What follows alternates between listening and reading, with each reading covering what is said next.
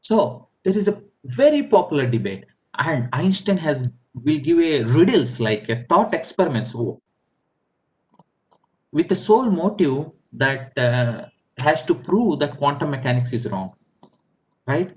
But these thought experiments, these questions posed by Einstein helped to promote, helped Niels Bohr to think and give the answers to his questions and advanced the field of, advanced the field of quantum mechanics. So this is what discussion is about. This is what challenging is about. But still they are friends. Here, this is from one of the conference. Einstein and Niels Bohr walking together from one of the conference. They're always friends. They have this professional, not rivalry. They don't agree upon what others think. You know, so you could get this kind of mindset by intellectual freedom and also think freely, right? You have to think freely, though it is not, though you don't agree. Einstein does not agree with Niels Bohr. Niels Bohr does not agree with Einstein, but they respected each other. And Einstein criticized and asked to provide responses to his thoughts. So it accelerated learning. Now quantum theory is way ahead. So then I will go back to one of the this one is one of the statement, one of the shloka from Lalita Sahasranama. It says Vimarsha Rupini Vidya. Vimarsha Rupini Vidya. If someone criticizes your work, it will allow you to think what is not right in your work. Please accept criticisms, right? So the advancements in any field, not just physics, advancements in any field happens through constructive criticisms. You have to criticize. Always Einstein criticized, but it is constructive criticism. It advances the field of quantum mechanics. Okay, does anyone have any question on this slide before we move forward?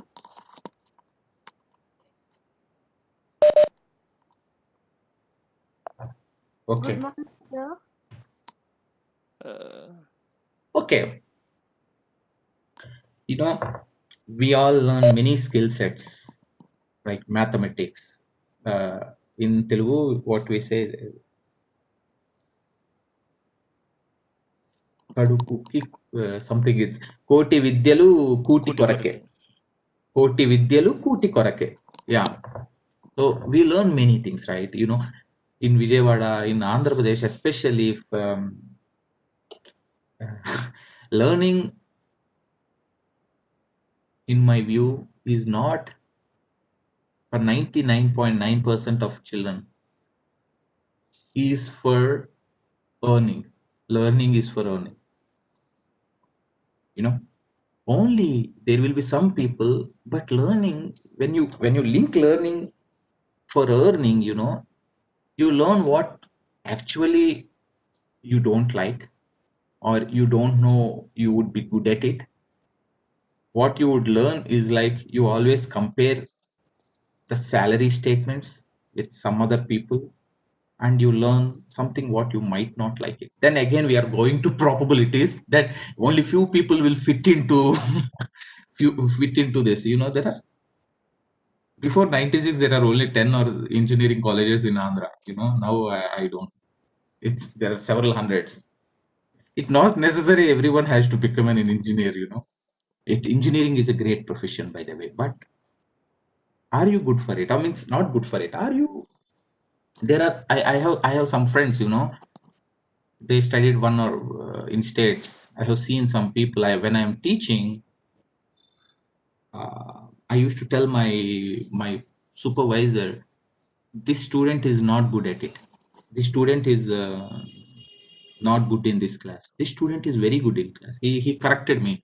Ravi, you couldn't say that. The student is not interested in your class. The other student is more interested in your class. You can't say he is good and he is not good, because he is good in other things. He probably is good. If you shifted him from mechanical engineering and keep him in business administration department, he might be doing well. There are some people who has not been good at engineering, but they are very good in doing business administrations, or data analysis, data analytics, or other sorts of department. That's why we have wide range of subjects, not if very focused narrow range of subjects, but this is the most difficult thing I have ever experienced. What I have to study, it's not just many people would experience, where you are good at, you don't really know, but that is something for which to know about yourself more. The social intelligence, I think, is something, social intelligence means you understand everyone is different. Everyone is different, and you respect others feelings. If you develop social intelligence, you understand yourself, and you understands the intentions of the other people. So you would also develop strategies of how to work with other people. You have a conflict with other person, but in order for the project advancement and the science advancement, you have to work with him. So how you will work with him, how you will communicate with him, social intelligence. And this is the statement which I like most. Respect is a two-way street. To earn respect, you must show respect. Even before fight, they bow to each other. So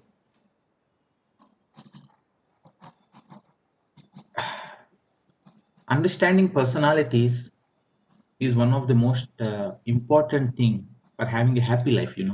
uh, how you would grow, how you would grow in the life, how you don't know anything, but in order to be happy, you should have a capacity to understand the personalities of others.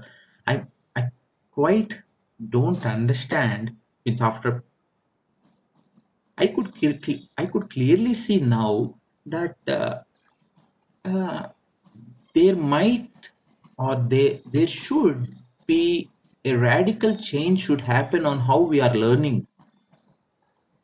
I'm talking about Vijayawada only because I learned in Vijayawada. Because I studied in Krishnaveni school, talent school.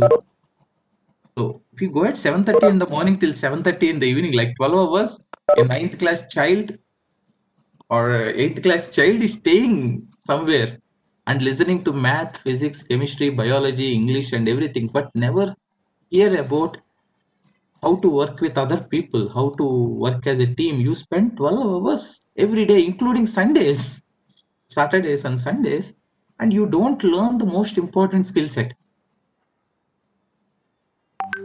You could be good at math or physics, you could enjoy it, but if no one wants to work with you, where you would apply your math?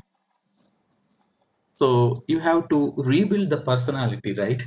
So understanding the personalities, rebuilding the personalities, I always believe that there is a structured way to learn anything. There is a structured way. There is a syllabus for anything. I think, if there is a penance, or if there is a process, so that we have to see Lord Shiva, probably there is also a syllabus which I don't know. So you know, so there is a syllabus for everything. But what I would like to, long time ago, I had heard about Gretchen Rubin.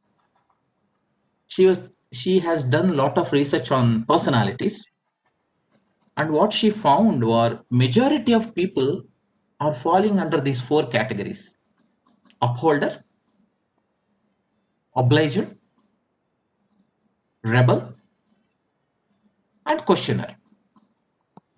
Right? Let's take a moment and see each category in more detail. I think personally, I believe in probabilities.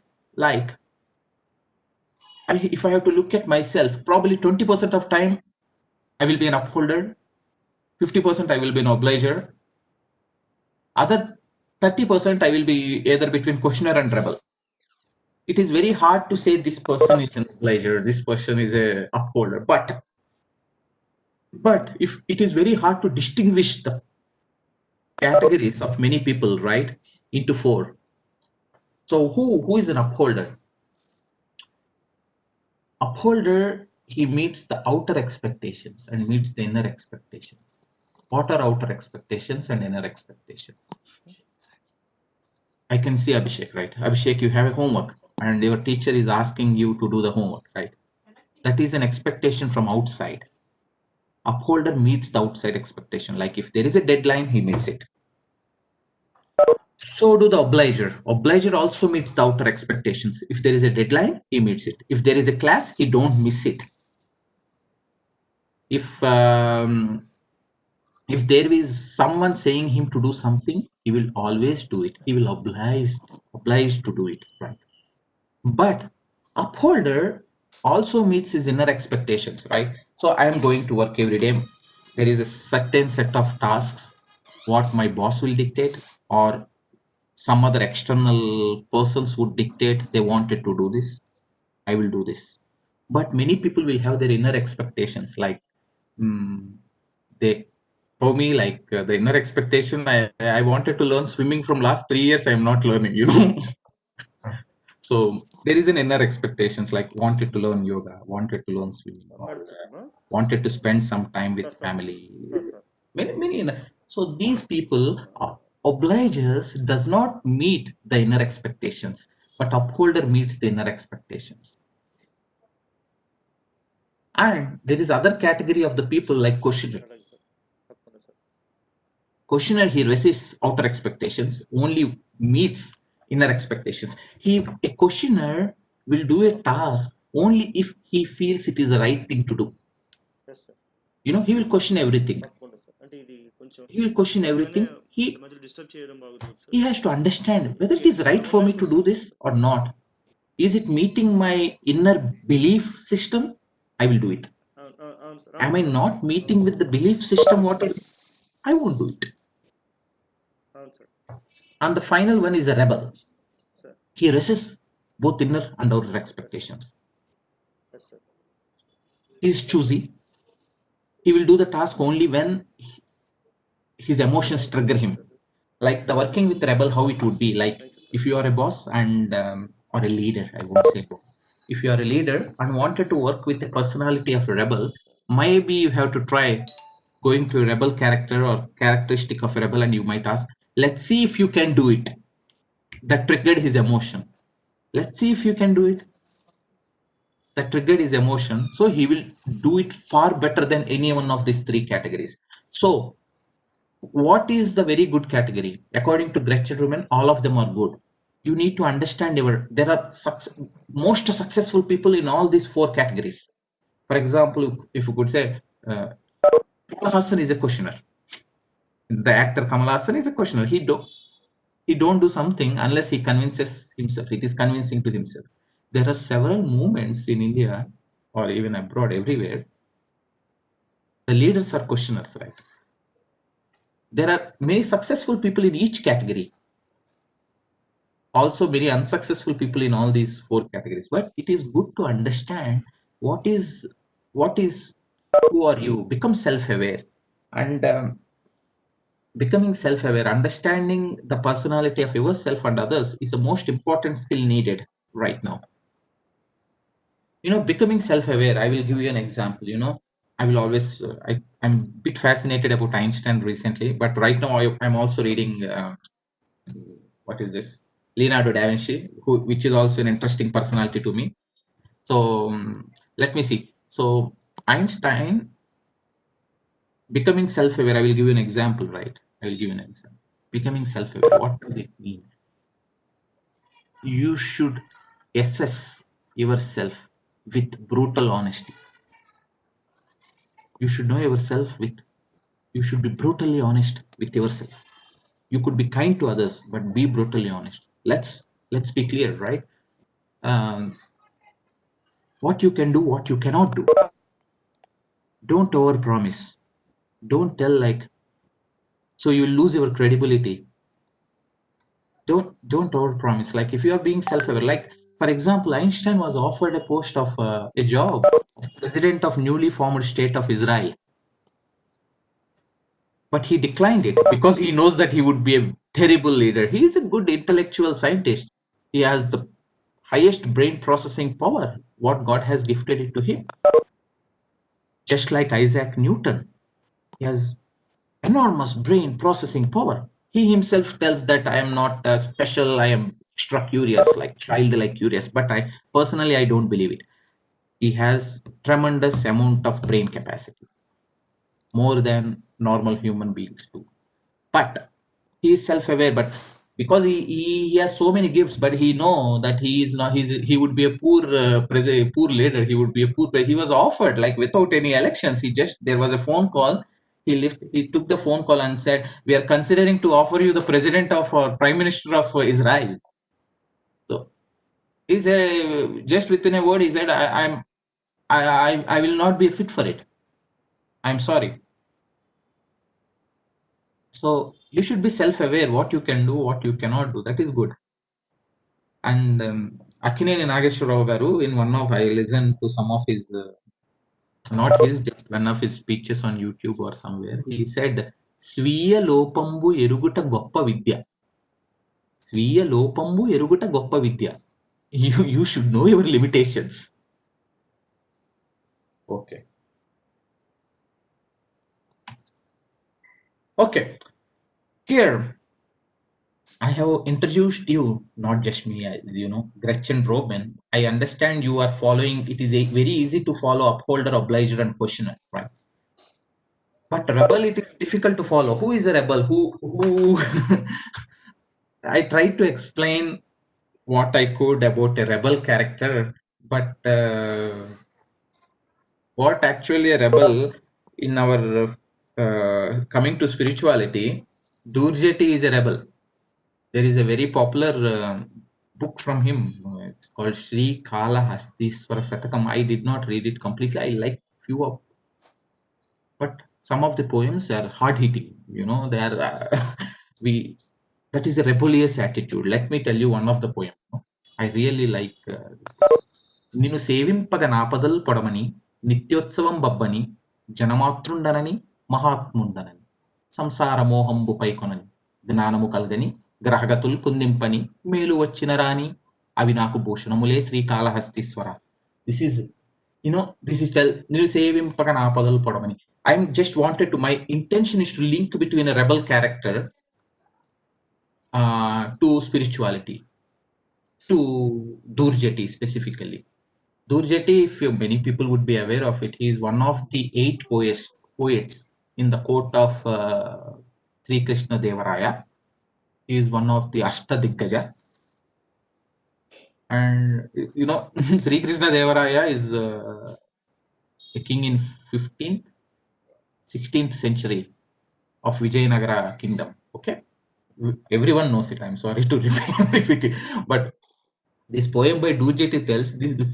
He is talking directly to Lord Shiva in Sri Kalahastiswara temple, Sri Kalahasti temple. I think 30 kilometers from Tirupati. Ninu sevimpaga naapadalu podamani. He is telling, while praying to you, let what is apada?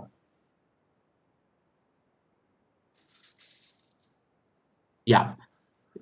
While praying to you, let sorrows come to my life. Right? So, for example, let me switch to Telugu here. అంటే మనకి ఇప్పుడు for example, ఏమండి మీరు ఈ గుడికి వెళ్ళండి, ఈ గుడికి వెళ్తే మీకు జీవితంలో చాలా కష్టాలొస్తాయి అని ఎవరైనా చెప్పారనుకోండి, మీరు ఆ స్ట్రీట్‌కి కూడా వెళ్ళరు. నేను ఆ ఊరికి కూడా వెళ్ళను. బట్ దూర్జటి ఏం చెప్తున్నారంటే శివుడితో, నేను నిన్ను పూజ చేస్తే నాకు కష్టాలొస్తే రాని, సుఖాలొస్తే రాని. జనమాతృండనని అంటే వెరీ నార్మల్ పర్సన్ అనని, మహాత్ముండనని అంటే చాలా గ్రేట్ పర్సన్ అన్నానని, సంసార మోహంబు పైకొనని జ్ఞానము కలగని. Probably these are self-explanatory, but I don't want to deal deeper into these things. గ్రహగతులు కుందింపని మేలు చేయక రాని, మేలు వచ్చిన రాని మీన్స్ నా గ్రహముల యొక్క గతులు తప్పని నాకు కష్టాలు రాని, ఆ గ్రహములు నాకు మేలు చేస్తే చేయని, అవన్నీ నాకు భూషణములే శ్రీకాళహస్తీశ్వర నిన్ను సేవింపగా. This is a complete devotion, and this is, to me, is the most rebellious attitude. It's like, I don't care, I do it for my enjoyment, right? But what he's doing is the right thing. And again, I'm switching to Telugu. It's, చాలా మంది కవులు వచ్చారు, చాలా మంది గొప్ప poetry రాశారు. కానీ దూర్జటి రాసిన పోయిటరీ మాత్రం శ్రీకాళహస్తి యొక్క గోడల మీదకి వెళ్ళిపోయింది. శివుడికి చాలా దగ్గరగా వెళ్ళిపోయింది.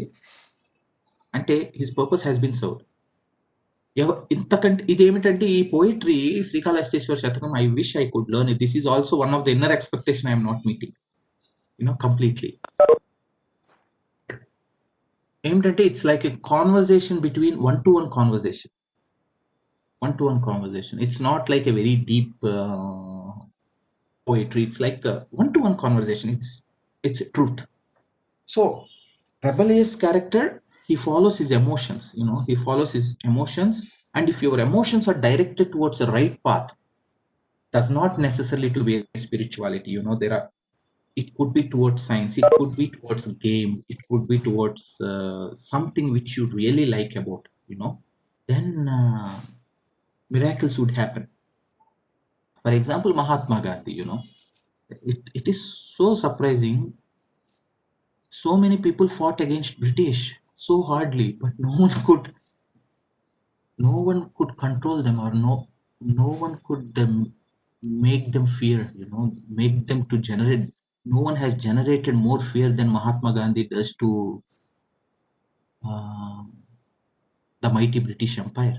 The mighty British Empire is so structured. They studied how to conquer. When I was reading some of the books, you see, British are not stupid to rule the India for so long. We are stupid, right? Because whenever a British officer has to work, for example, he's a British, he speaks English, he never knows Telugu. If he has to come and work in Andhra Pradesh, in Bengal, at that time, he has to learn fluently Telugu before going to Andhra Pradesh. If he has given a post in Madras Presidency, he has to fluently learn Tamil. If he has to go to work in Bengal, he has to fluently learn Bengali. And they have a structured way for everything. They have a scientific way for everything. They conquered 2/3 of the world. So, but who could generate fear in them is a rebel. To me, Mahatma Gandhi is a rebel. So, rebel is not always a bad thing. Rebel is like he has to trigger emotions, It's very hard, someone, it's very hard. For example, aparigraha is one of the concept of Mahatma Gandhi. The aparigraha, live just as is needed. Don't have too much of luxuries.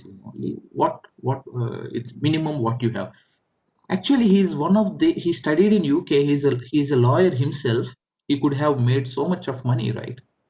He could have done so many things, but he has done the greatest thing what anyone could imagine. Okay, this is another question many children might be thinking about, what we have to study.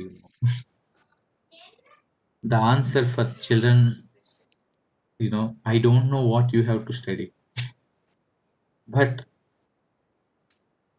what I can tell you is,